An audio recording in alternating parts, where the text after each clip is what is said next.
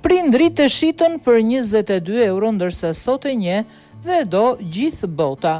Është një aktor, regjisor, këngëtar kinez, ka lindur në Hong Kong. Në fillimet e veta i njihej me nofkën Sing Lung Dragoj, ndërsa karriera e tij përfshin një sër filmash të realizuar në Kinë dhe Shtetet e Bashkuara të Amerikës. Pra fjala është për legjendën e aktrimit që njohim ne, Jackie Chan. Prindrit e kishin shitur tek një moshuar për $26. Në euro 22.40. Mësuesi në një rast në shkollë ja kishte thyer hundën me shkop, por pikërisht në atë shkollë ai kishte fituar një urit bazë për akrobatik, artet luftarake dhe teknikat e aktrimit. Në fëmijëri, Jackie u vendos në Institutin Kërkimor të Operas Pekinist në një shkollë me një disiplinë të hekurt.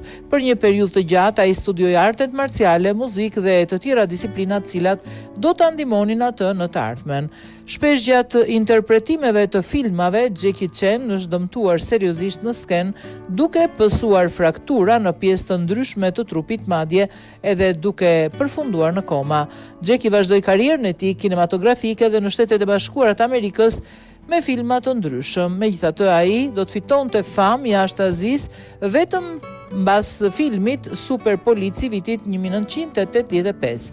Filmi vitit 1995 tërmet në Bronx do të jepte atij famë të menjëhershme dhe të mëtejshme në Amerikën e Veriut dhe më gjerë.